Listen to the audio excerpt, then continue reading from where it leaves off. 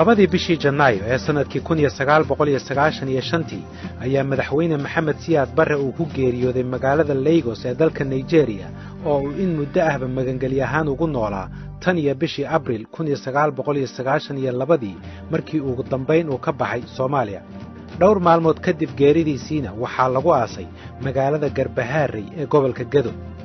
markii ugu horreysay ayaa haddaba qaraabadiisa ay noo xaqiijiyeen xanuunka uu u dhintay madaxweyne Maxamed Siyaad Barre sida uu ii xaqiijiyey Axmed Suleymaan Dafle.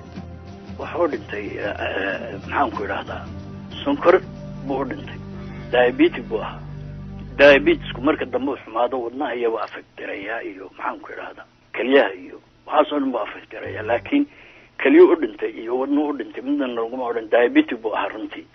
madaxweyne Maxamed Siyaad Barre waxa uu ka tegey dhaxal midaba kala duwan leh samaan iyo xumaanba. waxaa lagu tilmaamaa inuu ahaa madaxweynihii wakhtigii uu talinayey uu dalku aad u dhismay ha ahaadeen adeegyo waxbarasho warshado waddooyin iyo mashaariic wax soo saaraba. balse taariikhyahanadu waxay isku raaceen in madaxweyne Maxamed Siyaad Barre uusan isku shuqlin inuu dalka u diyaariyo marxalad uu ku sii deganaado siyaasad iyo dhaqaale ahaanba isaga kadib. waayo waxa uu dalka si silcis ah ku sii maamulayey 12 sano oo dheeraad ah laga bilaabo markii ay samaysmeen jabhadaha mucaaradka ee hubaysan. haddaba madaxweyne Maxamed Siyaad Barre nin caynkee ah ayuu ahaa? waa su'aal xasaasi ah Soomaaliduna ay maanta ku kala qaybsan tahay. laakiin bal aan hor dhigo raggii la soo shaqeeyey iyo kuwii ka soo horjeeday labadaba. waxaan ugu horraysiinayaa nin ay muddo dheer soo wada shaqeeyeen dalkana ka soo qabtay jagooyinka wasiirka gaashaandhigga iyo ra'iisul wasaare. waa Maxamed Cali Samatar oo lagu tilmaamo inuu ahaa nin ay si aad ah isugu dhowaayeen madaxweyne Maxamed Siyaad Barre. Maxamed Siyaad Barre waa la wada yaqaan shakhsi adag oo calool adeeg badan leh oo waxyaalaha qaar aanan u daciifino noocaas u ahaa. laakiin haddana sida dadka qaar ay ka dhigayaan cruel muusan ahayn waxyaalo badan oo hadda loo dhoobayo oo dusha looga tuurayo ma uusan lahayn. maxaa ka mid ah? waxaa ka mid a midda crueltada aan ku leeyahayba oo yacni cadaawad iyo irmaan iyo reer buu maagaa oo qabiil hebel buu rabaa ama dabcaa in la baabi'iyo iyo waxaasoo dhan waa iska sheeko. ninka hadduu maamulka madax u yahay ma raadin karo dadku maamulayay ka mid ah in la baabi'iyo. waxaas macquulna maaha. musuq maasuq miyaa jiray? musuq maasuq miyuu ahaa isaga? ma malaynay maya ma ahayn. arrimaha dhaqaalaha uu ka fogaa inuu maarta farageliyo. dad fara badan baa waxay yidhaahdaan oo siyaasiyiinta hadda u badan iyo dadka hadda siyaasadda oo daraso waxay dhahaan wax kasta oo maanta Soomaaliya ka qaldan waxa ka mas'uulahayd xukuumadda Siyaad Barre.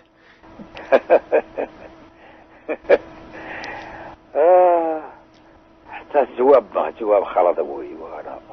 nin walbana wuu garan karaa. nin walba uu garan karaa taas inayan soconaynin. dowladdii gacaanka hal isweydiiyo maxay qabatay intay gaartay awooddeeda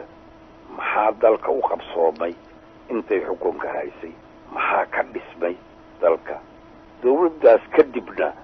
maxaa soo baxay hal isweydiiyo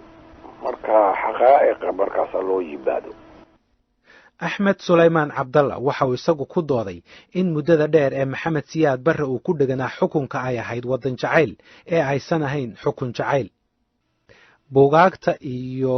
qoraalada la sameeyey xilligaa wixii ka dambeeyey iyo waxaa la yidhaha Siyaad Barre dictator buu ahaa 22 sano waddan ka taliyey. xukun jacayl buu muddadaas uga talinayay Soomaaliya? ma ahayn waddan jacayl buu uga talinayay. waddan jacayl yuu uga talinayay. maxaa kalood iiga sheegi kartaa shakhsiyaddiisii? waxaan kaaga sheegi karaa shakhsiyaddiisii nin naxariis badan buu ahaa oo ka ugu daran dadka ee isaga ka hor jeesta ee la dagaalama ee doona inuu dilo saamaxa haddana. taas haddaad dib u raacdo dadku saamaxi jiray waad ka heli kartaa. yaa ka mid ahaa? dad walba cid walba madaxdaa ka mid ahayd. madax badan oo madaxdayadii ka mid ahayd oo ka hor timi oo la dagaalantay oo xumaysay yaa ka mid ahayd qaar ma iga xus kartaa rag badan ma xushadayo ninna kuma sheegayo ku odhan maayo hebel ku odhan maaye adigu raac bal recordkiio raggii la xidhxidhay maxaan ku idhaha bal dib u raac waa cumar carte maxaan ku idhaha raggii kale la xidhnaa adigu aniga hay sheegin waxa soo garamaysi hay hor ordin adigu yani waxaad helaysaa sanad walba dadka jeelka ku jira badankooda waa la saamaxi jiray marka October iyo soo galaan ciidaha iyo wadagay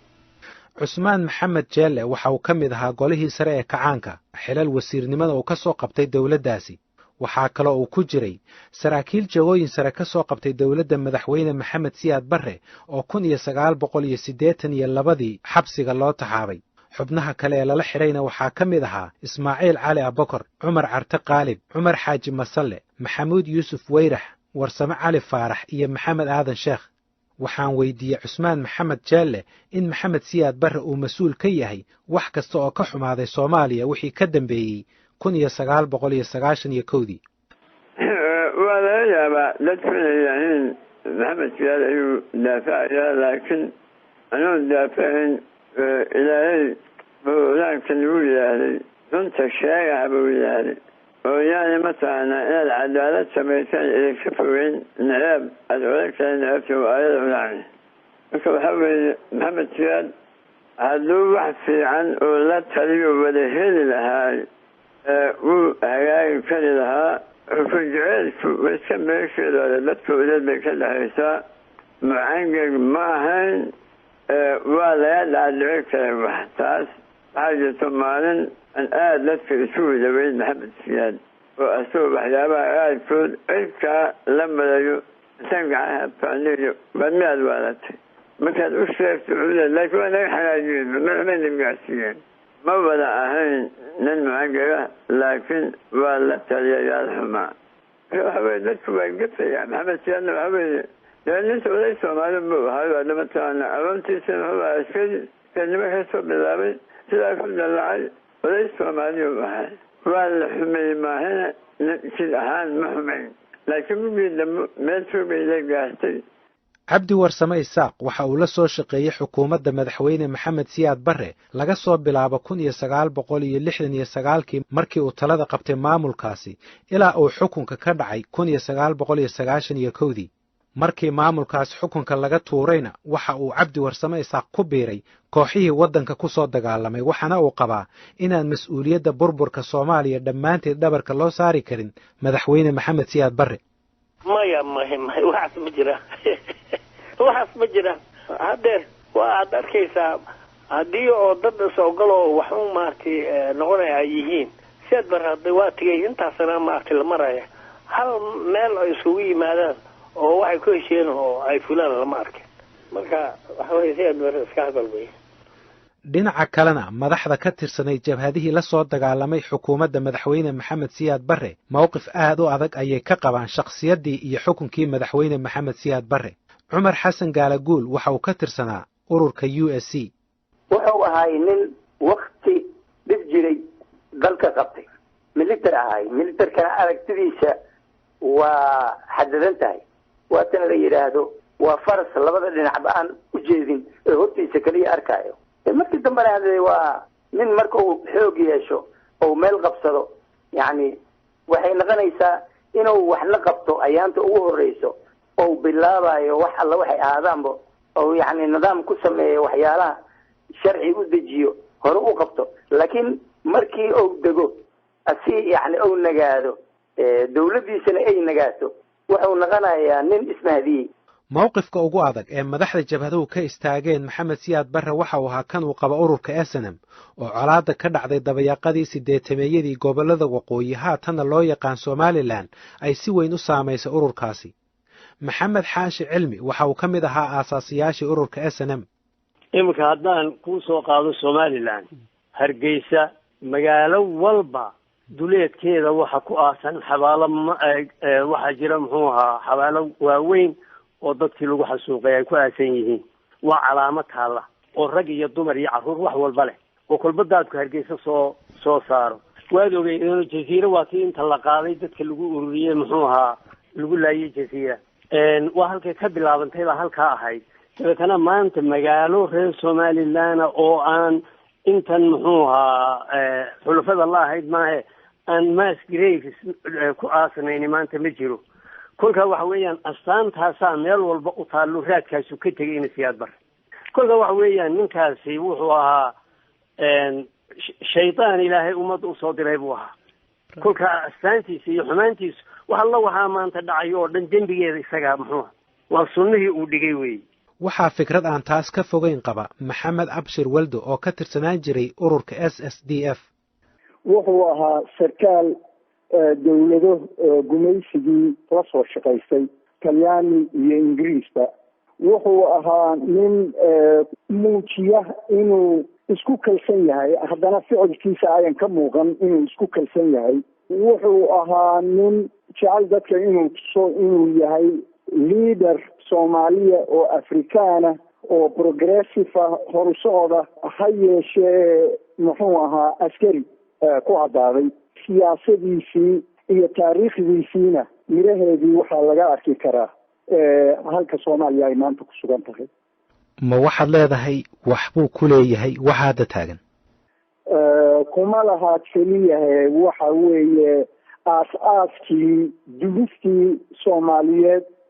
maamulkiisii bay ka dhalatay habxumada iyo dhaqan xumada iyo qabiilka iyo kala taga iyo kulli waxay raad ku leedahay oo aanu la dawoodi la'nahay waxa weeye habkii uu wax u maamulay iyo taariikhdii uu nooga tegey iyo dhaqankii uu nooga tegey rag uu ka mid yahay xasan cali mire oo ka tirsanaa ururka SSDF waxay qabaan inaan eedda loo wada saari karin madaxweyne maxamed siyaad barre balse ay tahay inay la qaybsadaan raggii talada la hayay waddankana la maamulayay maxamed siyaad barre intii dad qabtay kama badna chance buu helay uu dadka xoog u qabsaday isagu ku qabsaday laakiin si darra haddii maxamed siyaad barre waayo aragnimo iyo aqoon midna dadka kama badin keligiis wax la eedeeyo ma aha eedda keligii ma leh waa lala wadaaga dadkii la shaqeeyaa la wadaaga dadkii ma aragtay oo aan qaban warkadaasaatan oran maxaa yeele wuxuu gaadhsiiye meel uu isaga maaha nin kala hadli karin waddan maaha meelna laguma tago marka sideedaba qof keliya yaan la eedaynin inta kale oo waddanka joogta hal nin waa ka tashin kareen laakiin dadkii baan talo si loo qabsadaba ma naqaan dadka siday talo aynu u qabsanno garan ahaan ilaa hadeer ma aynan baran wadahadalka ma naqaan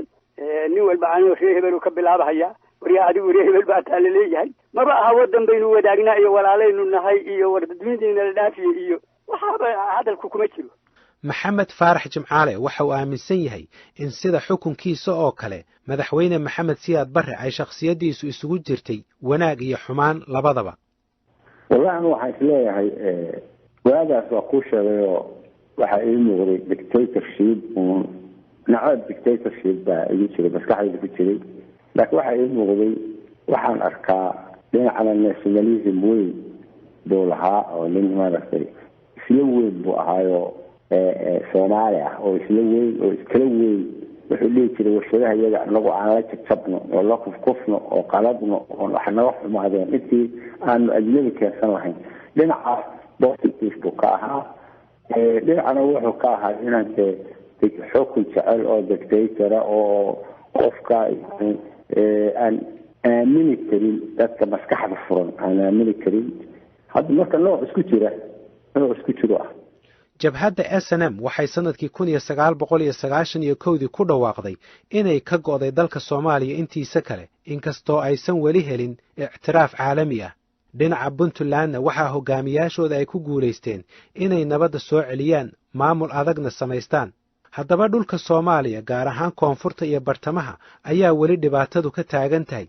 iyadoo ay ku dhowdahay 20 sano tan iyo intii uu xilka ka degay madaxweyne maxamed siyaad barre deegaanadaasina ay weli degi la yihiin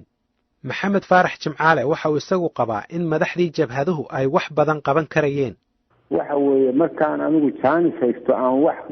ka fiican haysto aan samayn karo oo aanan samayn anuu oranay maxamed siyaad baa actionkayga iyo wax anigu aan sameeyey mas-uulka anaa sameeyey oo weyn oo nin weyn oo jaanisna haystay dadna haystay shacbiyad haystay caqli lahaa wax wanaagsan la abuuri karay marka ninka yiraahdo wixii asagu uu sameyn waayay maxamed siyaad mas-uulka masawir buu noqon hayaa maxamed xaashi cilmi waxa uu isagu aaminsan yahay in qorshaha kooxaha koonfurta uu marka horeba qaldanaa waxa weeyaan annagu waxaanu ka bilownay geedka hoostiisa iyo shirar noo gaara oon cidina lacag nagu siinin hudheel weynna aanaan ku jirin oo geedka hoostiisa arrimihii lagu dhamaysto kolkii aanu dalka soo gallay horta kolka hore waanu ka dimuqraadisanayn oo 3 sannadood ama 2 sannadoodba madaxda waanu dooran jiray annagu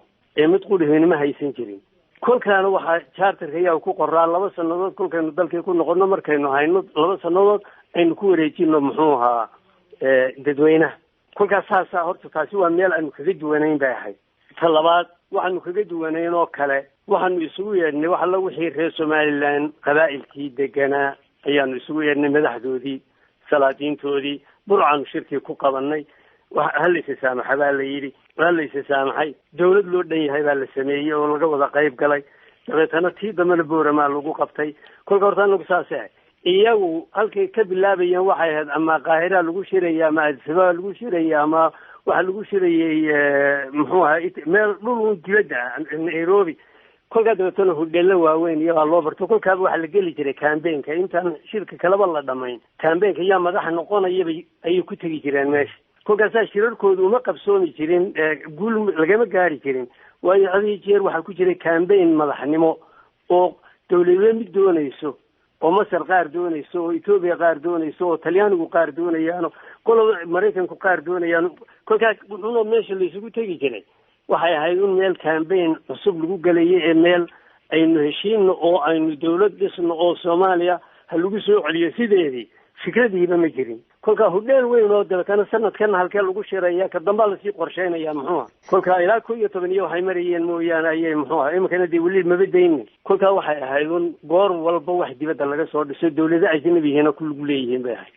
xasan cali mire waxa uu leeyahay qaladka ka sokow Soomaalida waxa ilaa maanta ka maqan bisayl siyaasadeed inagoo dhan baan bisayl lahayn bulsho ahaan baan Soomaali maanta ayaan u ahayn beriga iska daayay marka inaguna waxaan eeganaa reer hebel cudurka la yiraahdo ilaa uu ka baxo ilaa uu ka dhamaado Soomaalida ilaahay ka hanuunsho anigu ma qabo inay dawlad dhisan karayaan maxaa jira nin kala findicilaya dadkii wadanka lahaa inagoo la isku keendaray baa waxa la isku qabtaa 7 milyan ama 10 milyan ba dunida intay la egtahay fiiri dadka bani aadanka oo nool oo shaqaysanaya intay tiro la egyihiin fiiri waxa inaga isu kaaya muujiyay oo odayo aan runtii taariikhna oo qoran lagu aqoonay afkaas wax laga bartay anigu waa yaabanahay shacbigan maxuu loo wareersan yahay madax iyo aqoonyahan iyo jinni walba aqoonyahanku dadku ka mid yahay bani aadan weey qabiilka cidi kagama badna iyaga laftooda marka ummad sidaas ku tashatay ama caqligeedii dhaafi waayey waayeel iyo aqoonyahan iyo mid kasta waa meel la gaari mayso waa ayaan daro weey meel ku lagu gaari maayo in indhaha inta la furo dadku la furo loo dadaalo maalin walba laga hadlo waxa runta ah Israel waa nimankii kaliya isku dayay markay kursi heleen bay iyagina ka baxeen waxay intii waagi joogtay madaxda noqoteen intaasina dhagaystayaal waxaa ku eg barnaamijyadii taxanaha ahaa ee aan ku eegaynay soo ifbixidii iyo dhicidii kacaankii 21 Oktoobar haddii aad doonaysaan inaad fikraddiina ka dhiibataan waxaad noogu soo diri kartaan cinwaankayaga somali@voanews.com waxaan si weyn ugu mahad celinayaa dhammaan dadkii ka qayb qaatay barnaamijkan iyo intii iga saaciday soo saaristiisa